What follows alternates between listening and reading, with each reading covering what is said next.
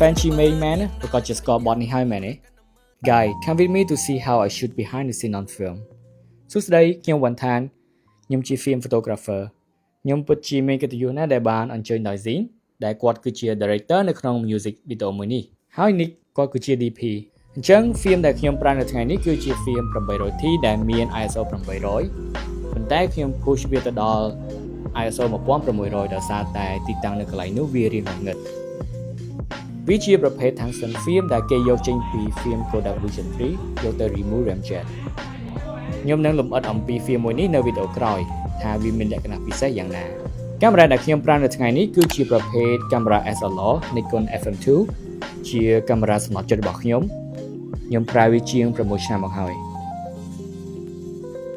ជាទូទៅនៅពេលដែលខ្ញុំទៅថតកម្មវិធីសំខាន់ឬការងារណាដែលបានលុយខ្ញុំតែងតែយកកាមេរ៉ាណាដែលខ្ញុំស្គាល់ចិត្តវាហើយយល់អំពីរបៀបប្រើប្រាស់ច្បាស់លាស់ត្រូវប្រកាសថាវាមិនមានបញ្ហាដូចជាមិនមាន light leak ត្រូវប្រកាសថា light meter ដើរត្រឹមត្រូវ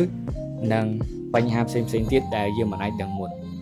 ពីព្រោះកាមេរ៉ា film យើងមិនអាច preview រូបភាពបានទេលុះត្រាតែយើងយក file ទៅ develop ហើយនឹង scan ជាមុខសិន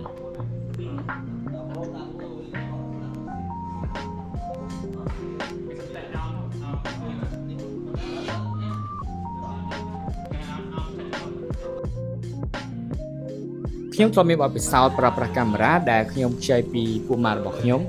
ដែលខ្ញុំមិនបានស្គាល់ពីប្រវត្តិវាច្បាស់លាស់ហើយក៏មិនបានធ្វើការតេស្តនិង check ឲ្យបានត្រឹមត្រូវជាមុនពិតប្រាកដណាស់នៅពេលដែលរូបភាពចេញមកគឺវាមាន light leak ជាច្រើនដែលស្ទើរតែមិនអាចទទួលយកបាន So my advice to you is to make sure your camera is good before you shoot especially for important work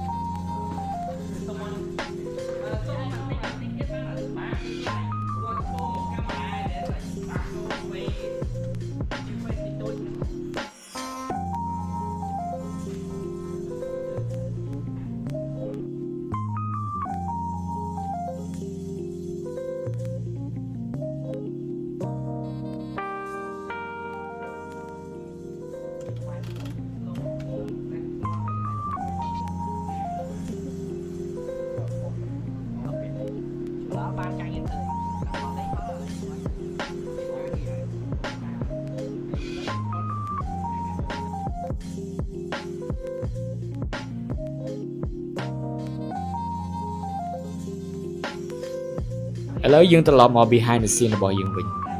សម្រាប់ mood and feel music video មួយនេះយើងមើលឃើញហើយថាវាមានលក្ខណៈបែបងងឹតនៅក្នុង indoor ដោយអ្នកនរគ្នាបានឃើញទីតាំងថតរបស់ពួកគេនៅក្នុងក្លឹបមួយកន្លែងដែលមានការរៀបចំលើកជាច្រើនហើយវាពិតជាស័ក្តិសមទៅនឹងប្រភេទ film ដែលខ្ញុំយកមកថតនេះណាផងដែរការជ្រើសរើស film ឲ្យស័ក្តិសមទៅនឹង mood and feel ដែលយើងចង់បានវាពិតជាសំខាន់ណាស់ពីព្រោះ film វាមានលក្ខណៈផ្សេងៗគ្នាទៅតាមប្រភេទរបស់វាបើសិនជាយើងយក film ណាដែលត្រូវនោះរូបភាពយើងក៏ចេញមកស្អាតដូចអ្វីដែលយើងចង់បានដែរនេះមិនមែនជាលើកទី1ទេដែលខ្ញុំថត behind the scene ជាមួយនឹងកាមេរ៉ា film ខ្ញុំធ្លាប់បានថតឲ្យ music video របស់ Wanda នៅក្នុងបទ Catch Me If You Can music video របស់ Rizzy feat ជាមួយ Peace Jong បទ Z Vibe បទកូនក្មេងរបស់ Peace Jong ហើយខ្ញុំក៏ធ្លាប់ថត behind the scene ឲ្យ short film មួយចំនួនផ្សេងៗដែរមើលឃើញដល់លៀងចេញសិនលៀងប្លុកចេញសិន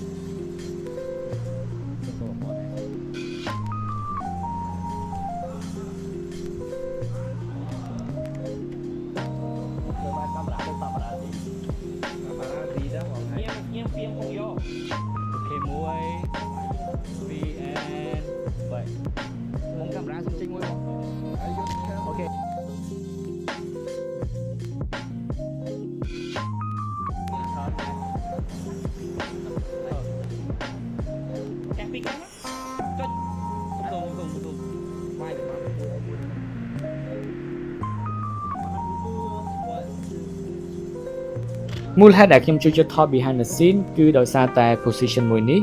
ឬក៏ role មួយនេះវាអនុញ្ញាតឲ្យខ្ញុំអាចចល័តគ្រប់ទីកន្លែងនៅក្នុងកំឡុងពេល on set ផងដែរខ្ញុំក៏ចង់រៀនសូត្រអំពី film production